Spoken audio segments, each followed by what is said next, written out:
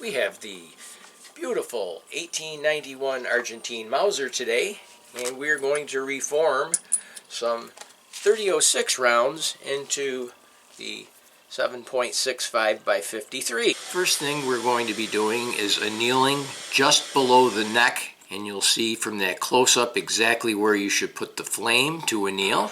We're going to be removing a portion of the neck with our handy-dandy chop saw, which we'll get to later.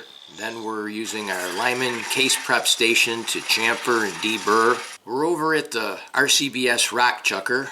We're going to be using some Imperial sizing die wax. Don't forget the inside of the case, because that's going to end up being the new neck for the 7.65-53. This was a 7.65 by 53 Lee die, and what we ended up having to do is take off about 25 thousandths off of the base of it. Next, we're using our Forester case neck trimmer. Run through with the chamfer and deburr to make sure that it's all nice and it will fit in the gun correctly. Now you need to have some way to measure the headspace. Now I'm using the Hornady headspace gauge set. So what I did was I ended up taking a piece of unfired PPU brass in 7.65 by 53. When I would reform the case, the headspace was about 25 thousandths too long still, to where if you've gone down this path, you'll notice that the cartridge won't chamber. And the reason for that is spring back. So what you need to do is you need to take probably 25 to 40 thousandths off the bottom of the die in order to be able to reshape that shoulder enough on the 3006 round. You need to push it back a little bit further.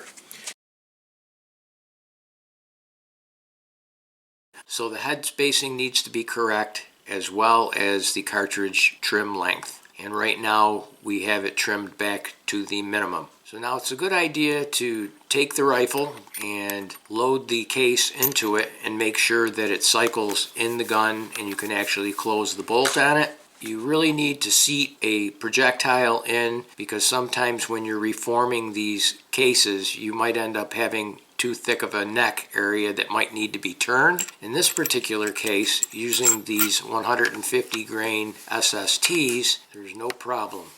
The one piece of equipment that I would recommend that makes this job so easy is a Harbor Freight Drill Master chop saw. And like everything else at Harbor Freight, it's made in China. So cue the Asian music.